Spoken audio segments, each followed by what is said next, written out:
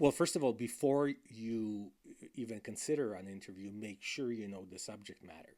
You know, you can't get away with making up facts. So you know the program that you're talking about, know the issue that you're going to be discussing with the reporter. So be well briefed, be comfortable with knowing all the facts, and then um, prepare three main points that you want to get across in that interview, irrelevant of what the reporter asks you for. So have in mind these three messages that you would like your audience to know about, to hear from you.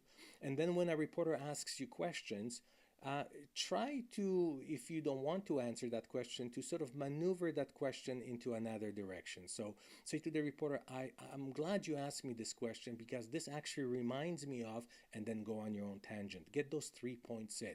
Or if a reporter asks you a question, you say, that is a very good question because it actually speaks to the fact that, and then again, go on wherever you want to go.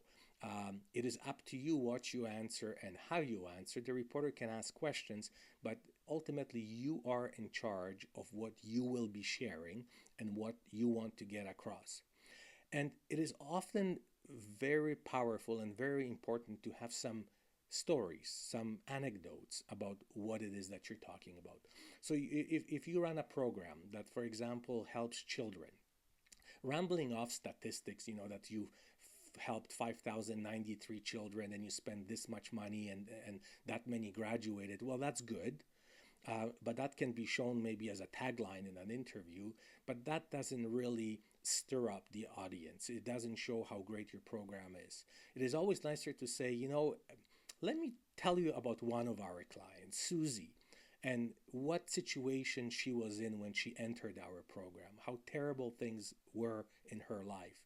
And now, 2 years later, let me tell you how successful Susie is and how she's flourishing and how this program really saved her life. And talk about Susie.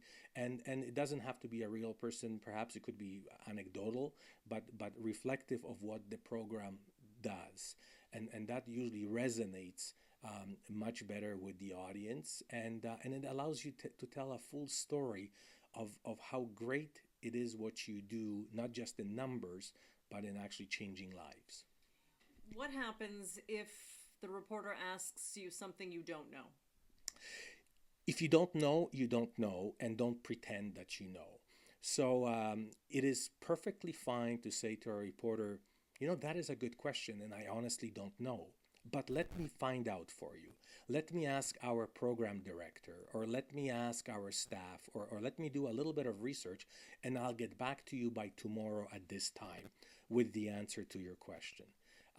But don't try to make up facts because reporters are good at fact checking and they will show that you were wrong. And if they show that you were wrong in one answer, that you simply made up a story, that really disqualifies everything else you said because you're not credible anymore. So there is nothing wrong with saying, I honestly don't know the answer to this question. It's a good question. Let me find out. Let's find out together.